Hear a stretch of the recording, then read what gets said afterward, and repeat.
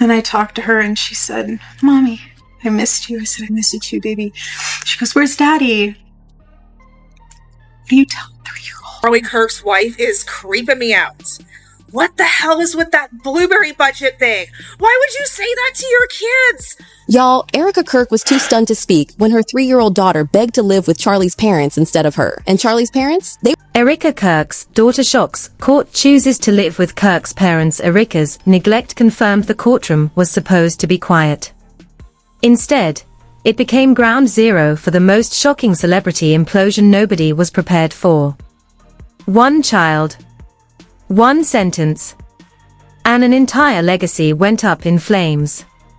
Cameras weren't supposed to hear it. The public wasn't supposed to know. But when Erika Kirk's own daughter allegedly looked the judge in the eye and chose to live with Charlie Kirk's parents, the air was ripped out of the room. Gasps. Talked to her and she said, Mommy, I missed you. I said, I missed you too, baby. She goes, where's Daddy? What are you telling 3-year-old? She's 3. I said, baby, Daddy loves you so much. Don't you worry. He's on a work trip with Jesus, so he can afford your blueberry budget. Whispers. A mother frozen in disbelief. And a verdict that felt less like a legal decision and more like a public execution of everything Erika claimed to be.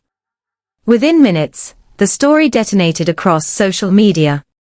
Courtroom sketches leaked. Anonymous insiders started talking. One viral tweet read, "This was never about grief. It was about survival." Another claimed the child had been begging for weeks not to go home. Then came the screenshots, alleged texts from nannies, time-stamped and chilling. Missed nights. Unanswered cries. And a line that stopped everyone cold. She only relaxes when she's not with her mom. As Erika's carefully curated image of a grieving, devoted mother cracked in real time, old clips resurfaced with a vengeance. That interview. That pause. That strange joke people laughed off before. Now? It felt sinister. Influencers went live, shaking, claiming they'd heard whispers for months. Celebrities started choosing sides, some loudly, some by staying very quiet.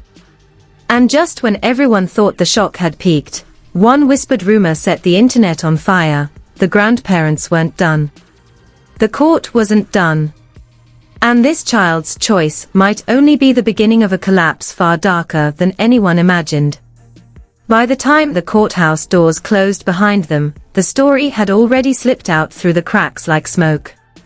Not because someone spoke on record, nobody dared, but because too many people saw too much at once.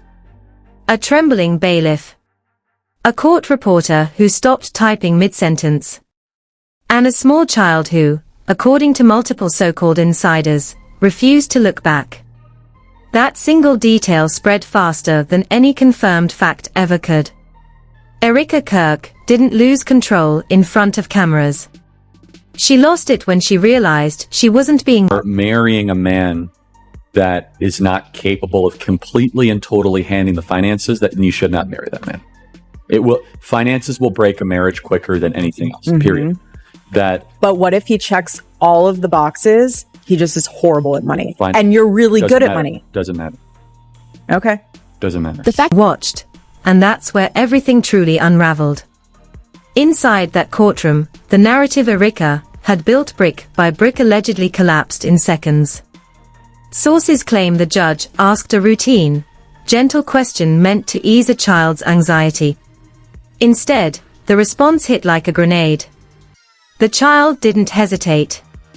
Didn't glance at her mother for reassurance.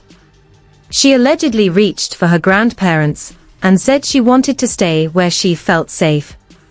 That word, safe, detonated everything. According to a leaked Observer note that began circulating on private X accounts hours later, Erika's face drained of color so fast someone nearby whispered that she might faint. She didn't. She stiffened. And then she started shaking her head, mouthing no over and over like if she said it enough times, reality would rewind. What the public didn't see, but insiders swear happened, was the scramble that followed. Erika's legal team allegedly demanded an immediate recess. Charlie Kirk's parents stayed seated, hands clasped, not celebrating, not reacting, just waiting. That restraint alone fueled speculation. People online said it looked rehearsed. Others said it looked like relief.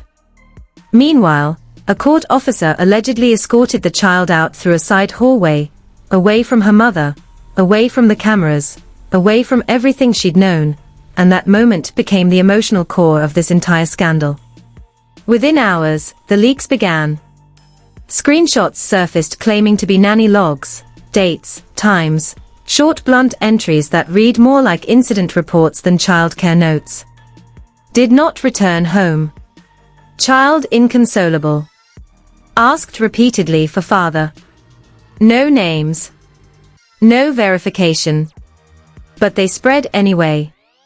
Then came the audio rumor, an alleged voicemail left by a staffer that was too damaging to post publicly. Influencers hinted at it without playing it. If this ever drops, one said during a live stream watched by 80,000 people, it's over. That was all it took. As the internet dug in, Erika's own words came back to haunt her. Clips from past interviews were cut, slowed, analyzed frame by frame. That infamous story about explaining death to a toddler resurfaced, the one where she joked about a work trip and a budget. What once sounded awkward now sounded cruel to critics. Comment sections exploded with people saying they finally understood why the child bonded more deeply with her father. Others accused Erika of turning motherhood into performance art. Every tear, every pause, every sniffle was dissected as if it were a confession. Behind the scenes, things were allegedly worse. A source claiming to have worked security at the Kirk residence said Erika hadn't stayed overnight consistently for months. Another claimed the grandparents had stepped in long before the court ever got involved, attending pediatric appointments, managing routines, stabilizing meltdowns that allegedly happened nightly. Again, none of it confirmed. All of it believable enough to stick. Then came the bomb that shifted sympathy hard and fast, an alleged text thread between two nannies arguing about whether to keep covering.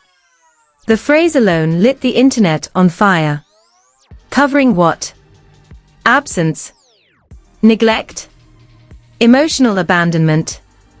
Nobody knew, but everyone assumed the worst.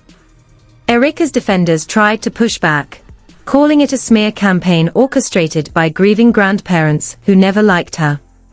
That theory gained traction, until a new detail leaked that made the defense wobble. According to a supposed court observer, the judge asked Erika a direct question about her daily schedule. Her answer didn't match the logs. Not even close. When confronted, she allegedly blamed staff miscommunication. That explanation didn't land. The judge didn't argue, just noted it. And anyone who understands family court knows that silence can be more damning than accusation. Outside, chaos ruled. Hashtags battled for dominance. Fan accounts split into factions. One viral clip showed Erika arriving at a public event weeks earlier, impeccably styled, smiling through tears, while critics overlaid timestamps, showing how soon after her husband's death it occurred. Grief looks different, supporters said. So does neglect, came the reply. Celebrities quietly unfollowed her. One liked a comment suggesting the children would be better protected elsewhere, then unliked it when screenshots surfaced. And through all of this, Charlie Kirk's parents said nothing. No interviews. No statements. No leaks directly traceable to them.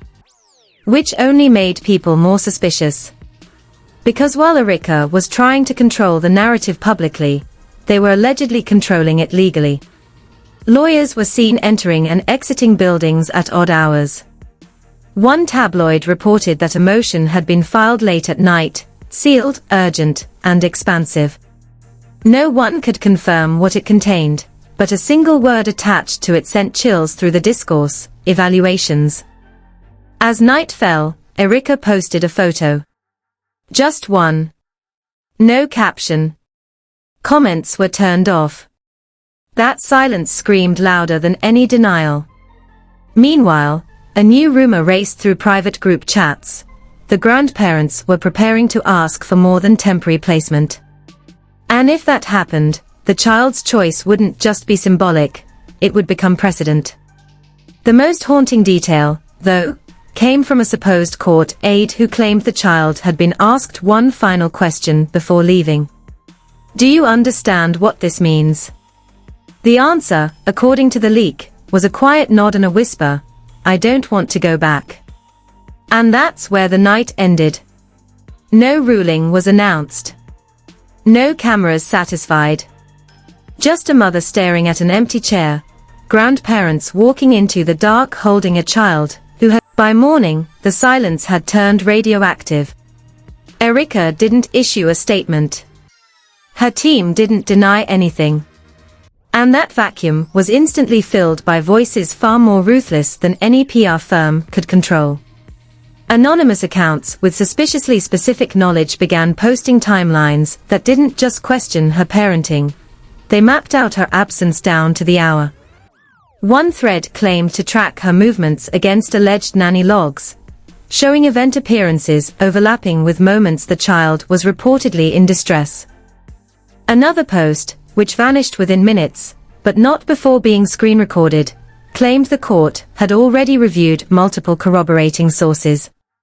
Nobody knew what those sources were. Everyone pretended they did. Then the first leak hit that felt different. Not louder, sharper. A short audio clip, allegedly recorded months earlier, circulated in closed groups before jumping platforms.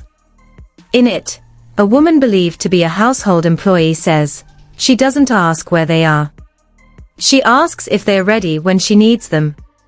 The clip cuts off abruptly. No names. No proof. But it detonated. Within an hour, "ready when she needs" trended globally. Erika's supporters called it fabricated. Critics called it the missing puzzle piece. Lawyers everywhere called it a nightmare. As the noise grew, so did the scope. New rumors suggested the grandparents had been documenting concerns long before tragedy struck, quietly, methodically, waiting. According to one alleged insider, they were advised to let patterns form. Another claimed the judge had already flagged inconsistencies between Erika's public narrative and private testimony. And then came the detail that shifted everything from messy to menacing: an evaluation request for the younger child. That wasn't rumor, that was confirmed by a clerk who spoke off the record to a journalist before being pulled from the beat. If true, it meant the court was no longer reacting. It was investigating. Erika finally resurfaced that afternoon, not in court, but online. A video.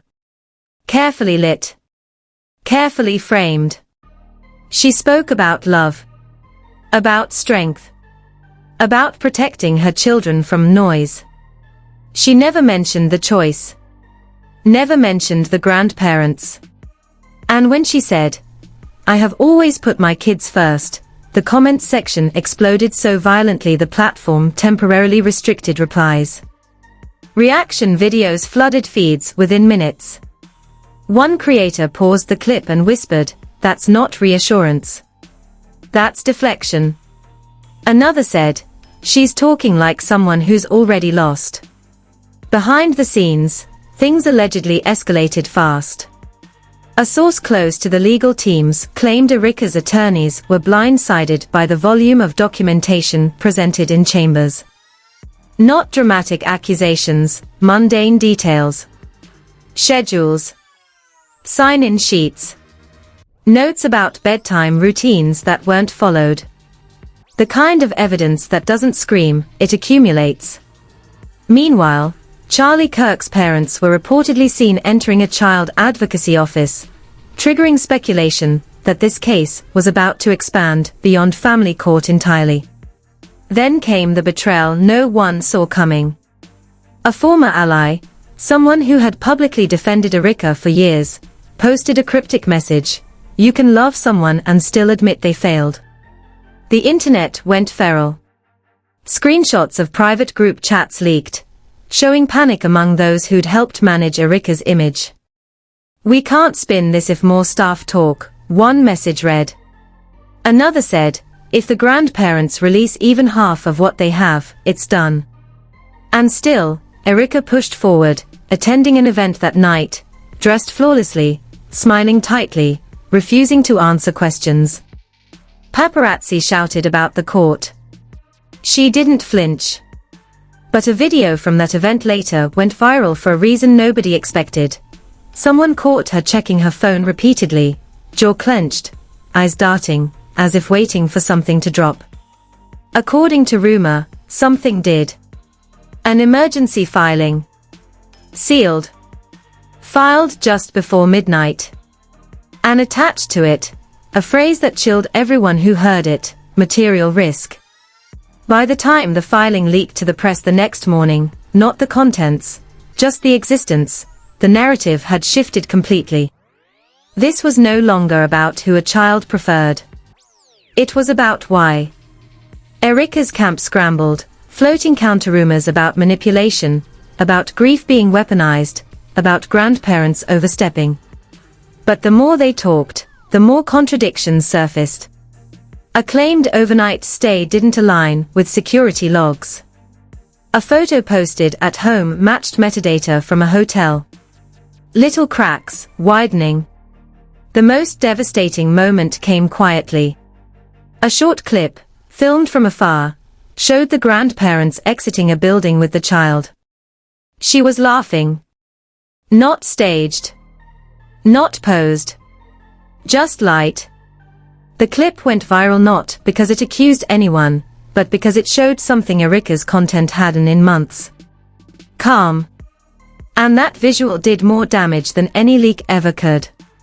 That night, a single line from an anonymous source landed like a hammer. "The court hasn't heard the worst of it yet." No explanation. No follow-up. Just enough to make everyone brace for impact. Because if the first choice shook the world, whatever was coming next threatened to bury it. And somewhere in all of this, behind the filings, the leaks, the chaos, the question nobody wanted to ask out loud began to take shape. If the child was this certain now, what had she been living with before anyone was watching? By the time the next hearing loomed, the atmosphere had shifted from scandal to reckoning. This wasn't trending drama anymore. It was a slow, grinding collapse playing out under fluorescent lights and sealed doors. Insiders said the court felt different that day. Quieter. Sharper. As if everyone inside already knew something the public didn't. Erika arrived early, surrounded by advisors, jaw set so tight it looked painful. Charlie Kirk's parents arrived separately, no entourage, no statements, just files. Thick ones. The kind that don't bluff. The first shock didn't come from testimony. It came from absence. According to multiple whispers that spilled out afterward, Erika expected to speak. She didn't. The judge allegedly redirected immediately, calling for third-party accounts instead. Not accusations, observations. A pediatric consultant. A court-appointed advocate. People with nothing to gain and everything to lose if they lied. One insider later said the room felt airless, as routine questions turned into uncomfortable patterns. Who was present at night? Who handled meltdowns? Who noticed changes? And the most damning detail of all, how often the children reportedly asked not for comfort, but for permission to stay somewhere else.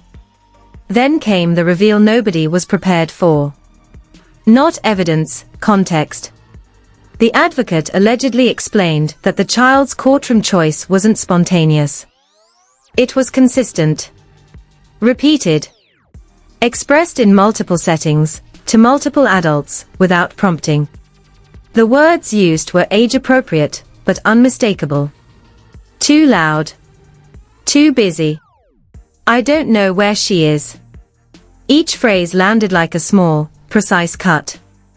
Erika reportedly stared straight ahead, unblinking. When asked if she wished to respond, she asked for water. Then asked for a break. Then said nothing. Outside, the leaks went feral. Someone claimed the court had reviewed a private journal kept by a caregiver. Another said there were calendar entries that couldn't be explained away. Screenshots appeared of Erika's past posts celebrating independence, ambition, legacy, now reframed as foreshadowing. Fans who defended her religiously began to fall silent. One large account deactivated without warning. Another posted a goodbye thread apologizing to the kids. The tone online wasn't anger anymore. It was disappointment, colder. The internet found a new obsession: timing. People mapped Erika's appearances against milestones she missed. First steps. Doctor visits. Ordinary moments that suddenly mattered more than any speech or stage. A former supporter posted a thread titled, "I wanted to be wrong," detailing how she'd once excused everything as strength. That thread alone gained 5 million views before being locked. Even neutral commentators began using words like distance and disengagement, careful language that still cut deep. Then came the moment that shattered what remained of Erika's narrative. A leaked excerpt, not audio, not text, but paraphrase, from a closed-door discussion involving the advocate and the judge. According to the source, the advocate said, "This child didn't reject her mother. She reached for consistency." That sentence went everywhere. It was quoted, remixed, printed on thumbnails. And no matter how Erika's team tried to counter it, nothing stuck. Because consistency is quiet. And quiet wins in court. Days later, paparazzi caught Erika alone, no entourage, leaving a building she'd never been photographed entering before, a legal mediation center. Her face was raw. No makeup. No performance. The image went viral not out of cruelty, but shock. For the first time, she looked like someone who understood she couldn't talk her way out of this. Meanwhile, the grandparents were photographed taking the child to a park. No comment. No smile for cameras. Just life continuing. The final twist came when a source close to the proceedings dropped a line that froze the conversation mid-scroll. The child wasn't the only one who spoke. No clarification followed. But speculation exploded. Did the younger child react during evaluation? Did another caregiver testify? Was there something recorded that hadn't surfaced yet? The court sealed everything tighter after that. No more leaks. No more rumors. Just silence, the kind that means something irreversible is being decided. When the ruling came, not final, but directional, it landed without ceremony. Extended placement upheld. Additional safeguards ordered. Reviews scheduled. In plain terms, the court wasn't convinced things would improve by going back. Erika released a statement about faith and patience. It was met with exhaustion. The internet had moved on from outrage to acceptance. This wasn't a witch hunt. It was a consequence. The last image anyone saw that week wasn't from a courtroom or a stage. It was a grainy clip from a distance, the child running ahead, grandparents following, calling her name, laughing when she didn't slow down. Nothing dramatic. Nothing explosive. Just normal. And in the end, that was the most devastating thing of all. Because scandals fade. Narratives shift.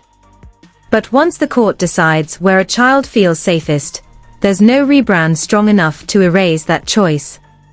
If you've made it this far, understand this: You're watching a story that is still actively unfolding, and the next update could rewrite everything you think you know. This isn't the kind of saga you catch up on later. This is the kind people swear they saw coming, after it's already too late.